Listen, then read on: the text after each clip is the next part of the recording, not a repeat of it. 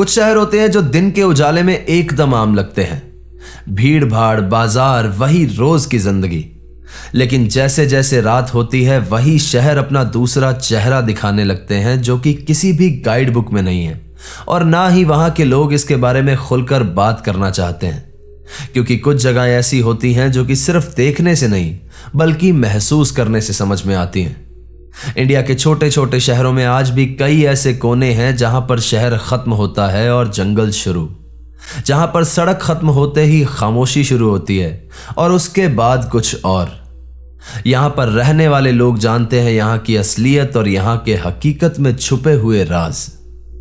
आज की हमारी कहानी किसी एक इंसान की नहीं है, बल्कि एक पूरी कॉलोनी, एक पूरे मोहल्ले और उन लोगों की है जो कि रोज एक ही जगह से गुजरते हैं लेकिन अपनी नजर झुकाकर। यह कहानी उस पल की है जब एक छोटी सी बात ने एक बहुत ही पुराने राज को जगा दिया और उसके बाद सब कुछ वैसा नहीं रहा जैसा पहले था। आज की हमारी ये खौफनाक कहानी की शुरुआत होती है 2007 में मध्य प्रदेश के एक छोटे से शहर दतिया में। आज से पहले भी मैं दतिया की बहुत सारी कहानियां लेकर के आया हूं, लेकिन वो उसके आसपास के गांव की कहानियां थी। लेकिन आज की ये कहानी प्रॉपर दतिया शहर की है और उन सारी स्टोरीज से बहुत ज्यादा अलग है और आई एम श्योर आपको बहुत ज्यादा इंटरेस्टिंग भी लगेगी। 2007-8 में दतिया बहुत ज्यादा डेवलप नहीं था, बस किले और महल के आसपास वाले एरिया में ही सारे मकान बने हुए थे और जो न्यू कॉलोनीज आ रही थी वहां पर बहुत लिमिटेड मकान थे और मोस्टली जंगल और झाड़ियों से भरा हुआ एरिया था। ऐसी ही एक कॉलोनी थी बस स्टैंड के पास वाली कॉलोनी, जहां पर अभी प्लॉट कट रहे थे। 2-4 मकान थे और मोस्टली झाड़ियों से भरे हुए प्लॉट्स और जंगल था। ऐसा ही एक प्लॉट खरीदा नेहा की फैमिली ने 2003 में और फिर ये पूरा परिवार गांव से आकर के वहां पर शिफ्ट हो गया था और अब इन्हें यहां पर रहते हुए 4 से 5 साल हो गए थे। इस कॉलोनी और इस घर में नेहा और उसके परिवार के साथ बहुत सारे पैरानॉर्मल इंसिडेंट्स हुए हैं, लेकिन आज जिस किस्से की हम बात करने वाले हैं वो नेहा की ही एक दोस्त के साथ हुआ है जो इसी कॉलोनी में रहती थी। अब जिस गली में इन लोगों का घर था वो मेन सड़क से मुड़ती थी, यानी बस स्टैंड से जो मेन सड़क आती थी उसी से जुड़ी हुई एक गली थी और उसी में काफी अंदर जाकर के इन लोगों का घर था। इस गली की स्टार्टिंग में काफी सारे प्लॉट्स खाली पड़े हुए थे और उन्हीं में से एक प्लॉट था जिसमें एक बहुत बड़ा पेड़ लगा हुआ था। यह पेड़ इस पूरे मोहल्ले में बहुत ज्यादा मशहूर था। सब लोग जानते थे कि ना तो इस पेड़ के पास जाना है और ना ही इस पेड़ पर चढ़ने की गलती करनी है। उस पेड़ पर कई सारे धागे बंधे हुए थे और कुछ कीलें गड़ी हुई थी। बेसिकली ये सब लोग इस पेड़ को हॉन्टेड मानते थे। अब एक दिन की बात है जब नेहा की फ्रेंड सीमा बाजार से घर की ओर लौट रही थी। वो अभी मेन रोड से इस गली में मुड़ी थी कि जैसे ही वो इस पेड़ के सामने पहुंची उसके पैर में एक कांटा चुभ गया। ये कांटा काफी ज्यादा बड़ा था और उसे खून भी आ रहा था। उस समय सीमा का ध्यान बहुत ज्यादा भटका हुआ था और उसे लग रहा था कि किसी तरह से वो इस कांटे को निकाले और इसीलिए उसने पास के पेड़ के चबूतरे पर अपना पैर रखा और उस कांटे को निकाल करके बाहर फेंक दिया। लेकिन इसी के साथ साथ उसका खून उस पेड़ के चबूतरे पर लग गया था। अभी उसने इस कांटे को बाहर निकाल करके फेंका ही था और वो अपने घर की ओर बढ़ रही थी कि 2 कदम चलने के बाद वो फिर से वहां पर गिरकर बेहोश हो गई। कुछ समय तक सीमा वहां पर यूं ही पड़ी रही और फिर थोड़ी देर के बाद वहां से गुजर रही एक आंटी की उस पर नजर पड़ी तो उन्होंने उसे उठाने की कोशिश की। सीमा ने पहले तो कोई भी रिस्पॉन्स नहीं दिया, लेकिन फिर थोड़ी देर के बाद वो अचानक से खड़ी हो गई। लेकिन इस बार सीमा का बिहेवियर बहुत ज्यादा अजीब था। सीमा कुछ देर वहां पर यूं ही खड़ी रही और फिर इधर उधर देखती रही। उसकी कुछ देर बाद वो अचानक से बहुत जोर से चिल्लाई और फिर अपने आप बुरी तरह से वहां पर हंसने लगी। ये चीख इतनी ज्यादा जोर की थी कि यह आवाज उसकी दोस्त नेहा के घर तक पहुंची। ये आवाज सुनकर नेहा भी बाहर निकल आई। नेहा की असल में कुछ समय पहले शादी हो गई थी और वो अपने मायके आ गई थी। अपनी दोस्त को इस हालत में देखकर नेहा भी यहां पर एकदम दंग रह गई थी। धीरे धीरे वहां पर सारा मोहल्ला इकट्ठा हो गया और सीमा उस पूरे मोहल्ले के सामने वहां पर जोर जोर से चिल्ला रही थी।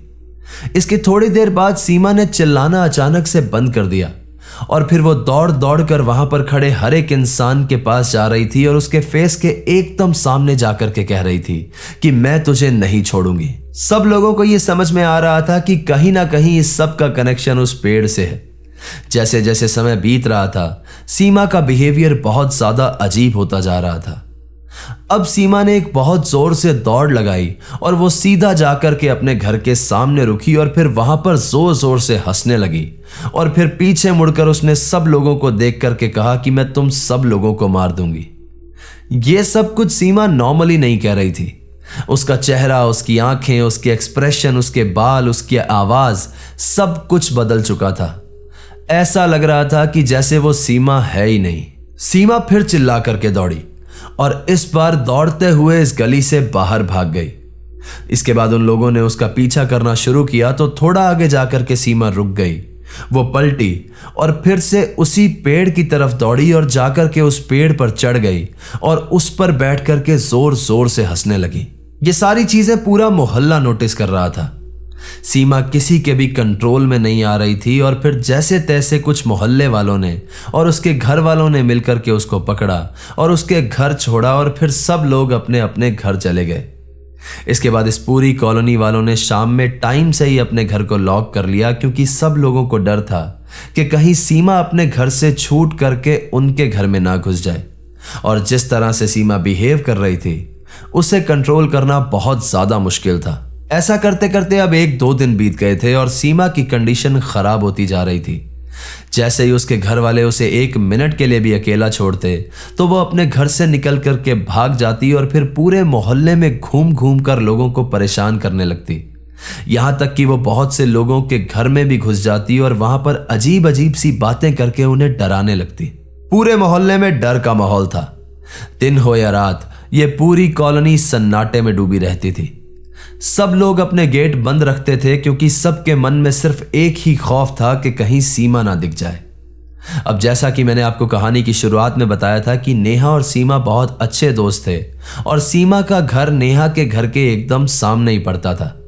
अब डर के मारे नेहा बाहर तो नहीं जाती थी, लेकिन वो हमेशा से खिड़की से झांक करके देखती रहती थी कि बाहर क्या चल रहा है। ऐसे ही एक दिन नेहा को बाहर से चिल्लाने की आवाजें आने लगी।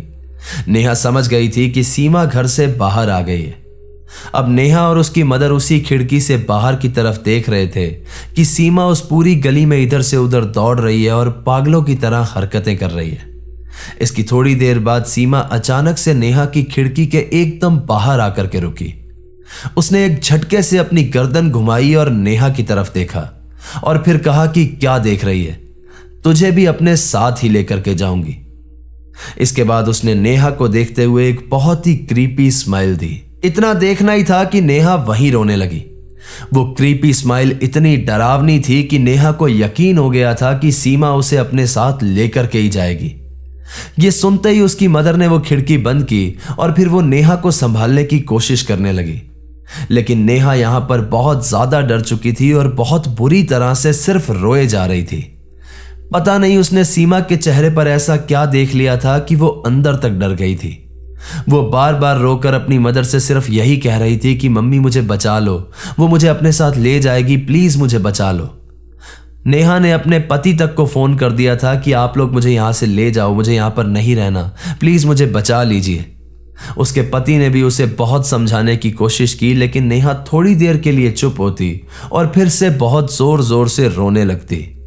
वो सारी रात डर से कांपती रही, रोती रही और यहां तक कि उसे अगले दिन बुखार तक आ गया। असल में ये जो पेड़ था, यहां पर बहुत समय पहले तांत्रिकों द्वारा पूजा और क्रियाएं करवाई गई थी। लोगों का कहना था कि जब यहां पर कोई भी मकान नहीं था और ये जंगल था, तो इस पेड़ पर 7 चुड़ैलें रहती थी जो कि हमेशा एक साथ रहती थी। जो कोई भी उस जंगल के अंदर आता था, ये 7 चुड़ैलें एक साथ उसके शरीर में प्रवेश कर लेती थी और उस इंसान को पजेस कर लेती थी। आगे चल करके जब यहां पर प्लॉट काटे गए, मकान बने, तो रास्ते से जाने वाले हर एक इंसान को ये 7 चुड़ैलें बहुत ज्यादा परेशान करती थी। पानी जब सर के ऊपर से निकल गया तो यहां के लोगों ने कुछ बहुत बड़े तांत्रिकों को बुलवाया और एक पूजा करवाई जो कि बहुत लंबे समय तक चली। और उसके बाद 7 लोहे की बड़ी बड़ी कीलें उस पेड़ में गड़वा दी और उन 7 चुड़ैलों को यहीं पर कैद कर लिया गया। उसके बाद लोगों को इस पेड़ के पास जाने या इस पेड़ के ऊपर चढ़ने से भी मना कर दिया गया। बहुत समय तक ये चुड़ैलें शांत थी, ये बिल्कुल किसी को परेशान नहीं कर रही थी। लेकिन सीमा का खून जब इस पेड़ के चबूतरे पर लगा तो सीमा के साथ उन 7 चुड़ैलों का एक कनेक्शन बन गया था जो कि तोड़ना बहुत ज्यादा मुश्किल था। और डरा देने वाली बात यह थी कि अब ये 7 की 7 चुड़ैलें सीमा के शरीर के अंदर प्रवेश कर चुकी थी। कुछ दिनों तक उस कॉलोनी में बहुत ज्यादा डर का माहौल था। सीमा के घर वालों से भी अब वो संभल नहीं रही थी और फिर उन लोगों ने कुछ बड़े बड़े तांत्रिकों का पता लगवाया। हर कुछ दिन में कोई ना कोई तांत्रिक सीमा के घर पर आता, उनके घर पर पूजा हवन चलता, लेकिन किसी भी चीज से कोई भी फर्क नहीं पड़ रहा था। अब सीमा को नॉर्मली किसी चुड़ैल ने पजेस किया होता तो शायद उसे छुड़ाना मुश्किल था, लेकिन उसके खून से जो कनेक्शन उनसे बना था उसकी वजह से उसका पोजेशन बहुत ज्यादा स्ट्रांग था और बड़े बड़े तांत्रिकों की पूजा भी उसके सामने असफल थी। कई महीनों तक ये सब कुछ ऐसे ही चलता रहा और वहां का माहौल बहुत ही ज्यादा डरावना रहा। लेकिन फिर फाइनली कुछ तांत्रिकों ने पूजा करने के बाद और हवन करने के बाद सीमा को उन आत्माओं से छुटकारा दिला दिया था। जिस तांत्रिक ने सीमा की पूजा की थी उसने उन चुड़ैलों को फिर से उसी पेड़ में कैद कर दिया था और कुछ कीलों की मदद से फिर से उन चुड़ैलों को वहीं किलवा दिया गया था ताकि वो मोहल्ले में किसी भी और को परेशान ना करे। कुछ सालों बाद सीमा की शादी हो गई। आज भी जब वो वापस मायके लौटती है तो वो कभी भी मेन रास्ते से नहीं आती, बल्कि 3 किलोमीटर घूम करके दूसरे रास्ते से आती है ताकि उसे उस खौफनाक पेड़ के सामने से ना गुजरना पड़े। उस कॉलोनी में रहने वाले हर इंसान के साथ, नेहा की पूरी फैमिली के साथ, ये पूरा किस्सा आज भी जहन में ताजा है, क्योंकि यह किसी एक इंसान द्वारा देखा गया किस्सा नहीं है, बल्कि उस पूरे मोहल्ले के द्वारा विटनेस किया गया एक ऐसा सच है जो आज भी उस पेड़ पर इनके साथ में रहता है। और अब ये सब लोग उससे और ज्यादा डरते हैं क्योंकि इसका असर वो लोग देख चुके हैं। नेहा के ही घर का एक और पैरानॉर्मल इंसिडेंट है जो मैं आप लोगों के साथ शेयर करना चाहता हूं। क्योंकि ये पूरा ही मोहल्ला जंगल पर बना हुआ है तो यहां पर बहुत सारे पैरानॉर्मल इंसिडेंट्स हुए हैं।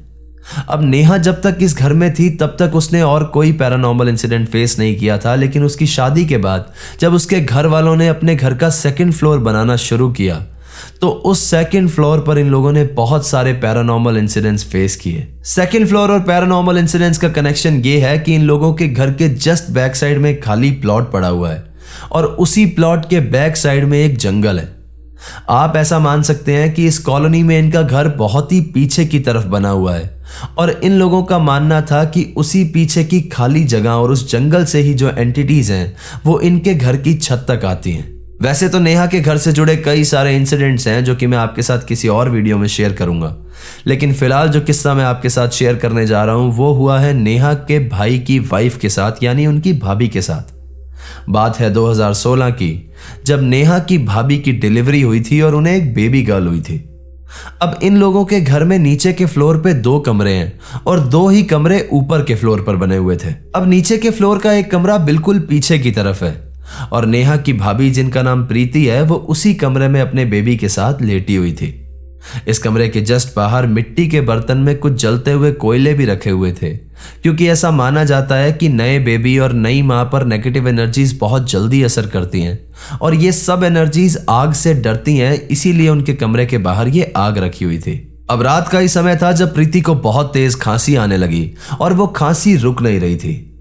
प्रीति का सी सेक्शन हुआ था तो खांसी उनके लिए ठीक नहीं थी क्योंकि उनके टांके लगे हुए थे। प्रीति ने अपने हस्बैंड को ऊपर किचन से लौंग लाने के लिए कहा क्योंकि लौंग खाने से खांसी ठीक हो जाती है, ऐसा उनका मानना था। प्रीति के हस्बैंड ऊपर छत पर लौंग लाने के लिए चले गए और प्रीति उस कमरे की दहलीज को पार करके बाहर एक बेड था उस पर आकर के बैठ गई। इन लोगों की सीढ़ियों में एक गेट था जो कि हमेशा बंद रहता था। जब प्रीति के हस्बैंड सीढ़ियों से ऊपर गए तो वो गेट खुलने की आवाज आई और फिर 2 सेकंड के बाद ही ये आवाज वापस आई जैसे कोई नीचे आ रहा हो। लेकिन इतनी देर में लौंग लेकर के वापस आना पॉसिबल ही नहीं था क्योंकि इस काम में एटलीस्ट 1 से 2 मिनट लगने वाले थे। अब प्रीति को किसी के सीढ़ियों से नीचे उतरने की आवाज आ रही थी। प्रीति ने बिना ये देखे कि सीढ़ियों से कौन नीचे आ रहा है तुरंत वहां पर कहा कि अरे बड़ी जल्दी आ गए, और इसके सिर्फ 2 सेकंड बाद ही प्रीति वहां पर बेहोश हो गई और उसके बाद कहानी उनके पति ने सुनाई। उनके पति का कहना था कि जैसे ही वो नीचे आए प्रीति ने अपने दोनों हाथों से जोर से बेड के दोनों किनारों को पकड़ रखा था और वो सिर्फ नीचे देखे जा रही थी और धीरे धीरे वहां पर हिल रही थी। उन्होंने जब उसको आवाज दी, उसे बुलाने की कोशिश की, तो उसने अपने हस्बैंड की किसी भी बात का जवाब नहीं दिया। प्रीति के हस्बैंड ने उसे पकड़ करके अंदर ले जाने की कोशिश की, लेकिन ताज्जुब की बात यह थी कि प्रीति का हाथ तक हिलाना उनके लिए पॉसिबल नहीं था, क्योंकि प्रीति के अंदर बहुत ज्यादा पावर उन्हें फील हो रही थी।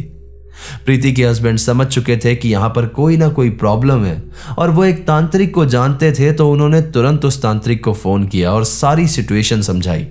उस तांत्रिक ने फोन पर ही स्पीकर फोन पर सारे मंत्र पढ़े, जिसके बाद प्रीति की बॉडी धीरे धीरे ढीली पड़नी शुरू हुई और फिर फाइनली वो उसे लेकर के कमरे के अंदर गए। इसके बाद काफी समय तक कुछ नहीं हुआ, लेकिन फिर 2023 में जब प्रीति का बेबी छोटा था, तो रात में अचानक से एक बार उसकी नींद खुली। प्रीति ने देखा कि उसका बेबी उठ करके कमरे से बाहर जा रहा है। उसके बाहर जाने से थोड़ी देर पहले ही प्रीति ने उठ करके उसे रोक लिया और उससे पूछा कि बेटा कहां जा रहे हो।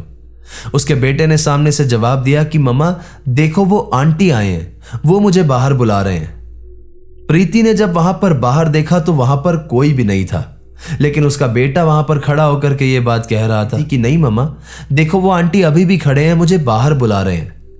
प्रीति ने बिना बाहर देखे, बिना कोई रिएक्शन किए अपने बेबी को उठाया और उसे लेकर के वापस बेड पर जाकर के सो गई और भगवान का नाम लेने लगी। इसके अलावा भी इस पूरी कॉलोनी में अलग अलग लोगों के साथ बहुत सारे इंसिडेंट्स हुए हैं, जो कि आने वाले समय में हमारे पास आएंगे तो मैं आपके पास जरूर लेकर के आऊंगा। इस कहानी का एंड किसी घटना पर खत्म नहीं होता, बल्कि एक एहसास छोड़ जाता है।